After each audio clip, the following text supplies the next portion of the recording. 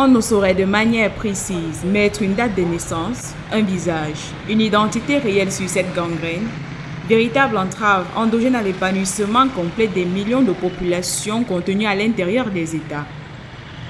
Les pays africains souffrent plus, ou les pays en voie de développement, c'est pas limité à l'Afrique, souffrent plus que les autres pays de l'évasion fiscale. D'abord parce que les flux illicites sont plus importants. Ensuite, parce qu'il y a des phénomènes de corruption qui peuvent avoir un impact.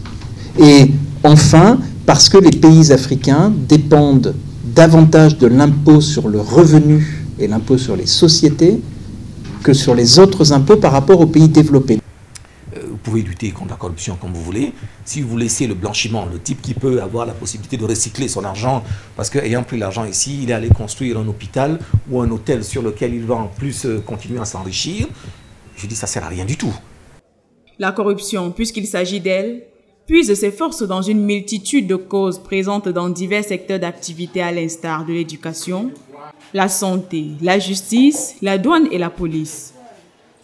Menace permanente à l'égalité des chances dans l'accomplissement des rêves des garçons et filles, fer de lance des nations.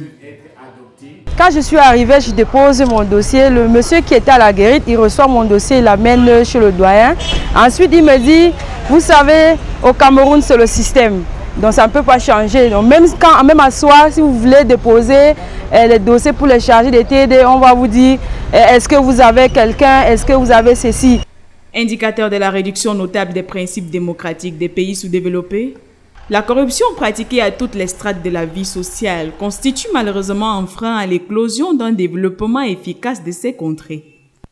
Et compte tenu des affres de ce phénomène, il a été pensé utile de renforcer les capacités des jeunes leaders sur la lutte contre la corruption afin qu'ils puissent participer aux efforts de transformation de notre pays.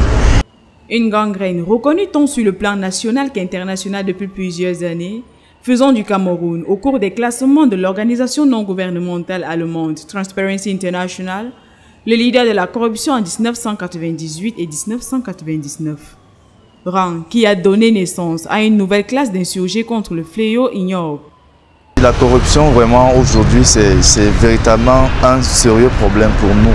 Nous qui voulons nous investir dans l'avenir, nous qui voulons nous construire, c'est vraiment un véritable problème, ça constitue un blocage.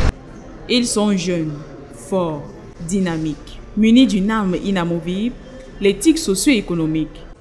Tous membres de African Network of Young Leaders for Peace and Sustainable Development, et prennent d'assaut tout espace public, comme cela s'est fait le 22 novembre 2017 au Conseil national de la jeunesse lors de cette conférence de presse très courue au slogan fort idéologique « KO Corruption ». Dans le concept KO Corruption, c'est que nous venons beaucoup toucher le problème à la racine.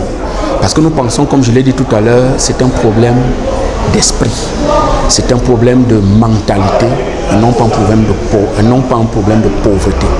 Un combat matérialisé pendant 72 heures d'échanges et de partage porté par Anil for PSD dans la salle de réunion de la ministère de tutelle entre le 6 et le 8 décembre en vue de former des pères éducateurs venus de toutes les régions du Cameroun.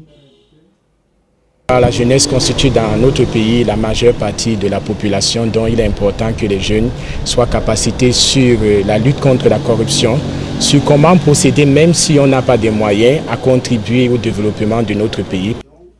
Une formation sanctionnée par une remise de parchemin destinée aux 100 nouveaux pères sensibilisateurs engagés contre la corruption. Tout le monde le sait que la corruption est un problème phare, l'un des problèmes phares qui mine la société camerounaise aujourd'hui.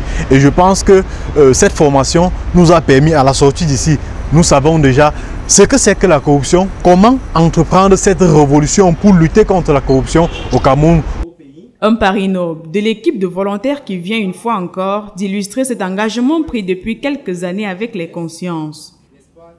Il est aussi question d'élaborer des formes de plans de travail, plans d'action qui devront être implémentés sur le terrain par les jeunes pères éducateurs. Nous avons mis un accent particulier sur l'approche genre, c'est-à-dire une forme d'équité entre garçons et filles, afin que ceux-là soient des véritables relais qui puissent contribuer aux dénonciations sur le terrain et qui puissent œuvrer en termes de sensibilisation des couches sociales afin que notre pays puisse véritablement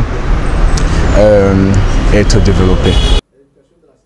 Chemin périlleux, certes, pour cette association, détournée de ces nombreux esprits corrompus qui ne manquent tout de même pas au passage de leur campagne de sensibilisation contre cette peste camerounaise de garder ces sourires qui font le charme de cette jeunesse.